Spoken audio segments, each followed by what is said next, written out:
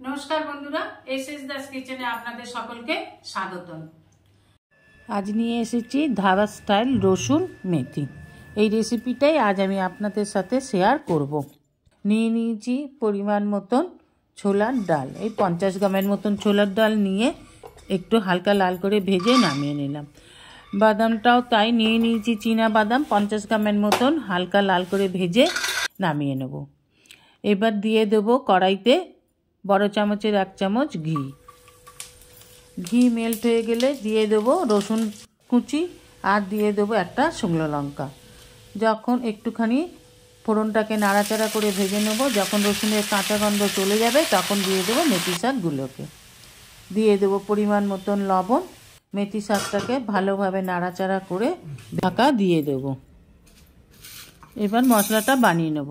একটা মিক্সি জারে দিয়ে দিন ভাজা ছোলার ডাল, ভাজা বাদাম, 2 চামচের মতন সাদা তিল, আর দিয়ে দেবো টক দই 2-3 চামচের মতন দিয়ে দেবো টক দই, শুকনো লঙ্কা দিয়ে দেবো অল্প পরিমাণে জল।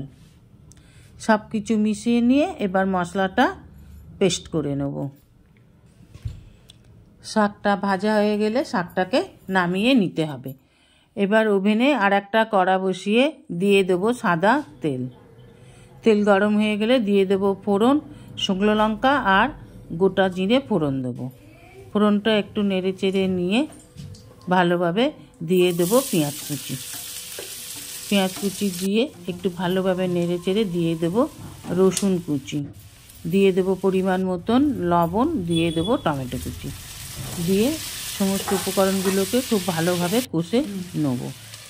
দিয়ে দেবো ঢাকা। 2-3 মিনিট পর ঢাকা খুলে টমেটো নরম হয়ে গেলে দিয়ে দেবো গুঁড়ো মশলা।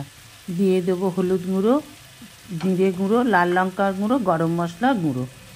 মশলা দিয়ে আবার ভালোভাবে একটু কষে নেব। এবার দিয়ে দেবো পেস্ট করে রাখা মশলাটাকে, যেগুলো আমি মশলা করে রেখেছিলাম, দিয়ে দিলাম মশলাটাকে। মশলা দিয়ে খুব ভালোভাবে কষে নেব। মশলা দিয়ে তেল ছেড়ে গেলে দিয়ে দেব মশলা ধোয়া জল। একটু নেড়ে নিয়ে দিয়ে দেব পরিমাণ মতো জল। এবার ভালোভাবে নেড়ে নিয়ে দিয়ে দেব আগে থেকে ভেজে রাখা মেথি শাকগুলোকে। মেথি শাকটাকে ভালোভাবে মশলার সাথে মিশিয়ে নিন। এবার ফুটে উঠলে নামিয়ে নিলেই তৈরি ধাবা স্টাইল রসুন মেথি। এবার গরম গরম ভাতের সাথে পরিবেশন করুন। রেসিপিটা ভালো লাগলে অবশ্যই একটা কমেন্ট করে জানাবেন রেসিপিটা কেমন হয়েছে। যারা আমার চ্যানেলটিকে সাবস্ক্রাইব করে আমার পরিবারের সদস্য হয়েছেন তাদের অসংখ্য ধন্যবাদ। যারা এখনও আমার চ্যানেলটিকে সাবস্ক্রাইব করে আমার পরিবারের সদস্য হননি তাদের অনুরোধ রইল আমার চ্যানেলটিকে সাবস্ক্রাইব করে আমার পরিবারের সদস্য হবার জন্য। ভিডিওটি ভালো লাগলে অবশ্যই একটা লাইক, কমেন্ট, সাবস্ক্রাইব করার অনুরোধ রইল। পাশে থাকা বেল আইকনটিতে ক্লিক করে দেবেন নিউ ভিডিওর আপডেট পাওয়ার জন্য। সবাই ভালো থাকবেন।